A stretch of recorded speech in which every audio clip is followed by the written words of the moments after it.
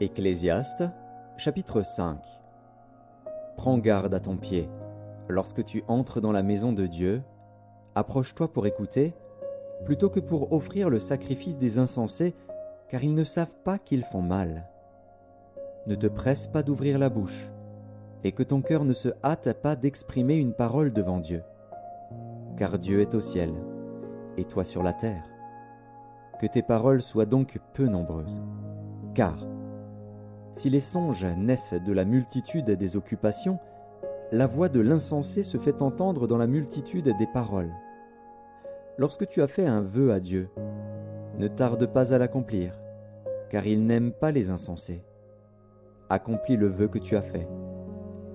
Mieux vaut pour toi ne point faire de vœu que d'en faire un et de ne pas l'accomplir.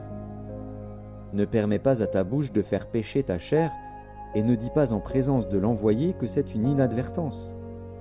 Pourquoi Dieu s'irriterait-il de tes paroles et détruirait-il l'ouvrage de tes mains?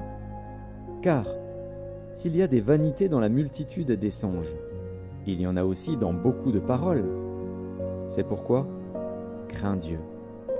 Si tu vois dans une province le pauvre opprimé et la violation du droit et de la justice, ne t'en étonne point. Car un homme élevé est placé sous la surveillance d'un autre plus élevé, et au-dessus d'eux, il en est de plus élevé encore. Un avantage pour le pays à tous égards, c'est un roi honoré du pays. Celui qui aime l'argent n'est pas rassasié par l'argent, et celui qui aime les richesses n'en profite pas. C'est encore là une vanité.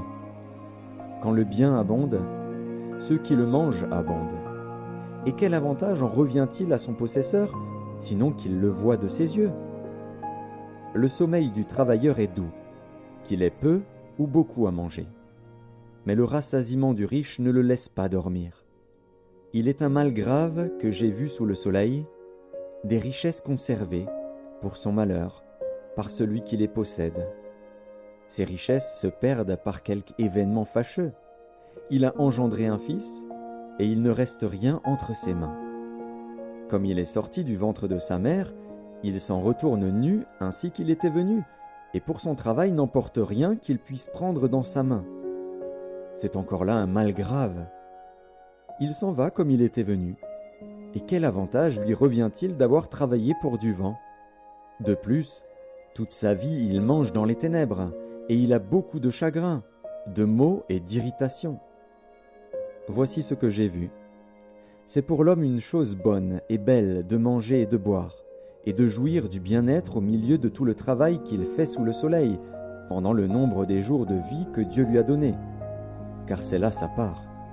Mais, si Dieu a donné à un homme des richesses et des biens, s'il l'a rendu maître d'en manger, d'en prendre sa part, et de se réjouir au milieu de son travail, c'est là un don de Dieu. Car il ne se souviendra pas beaucoup des jours de sa vie, parce que Dieu répand la joie dans son cœur.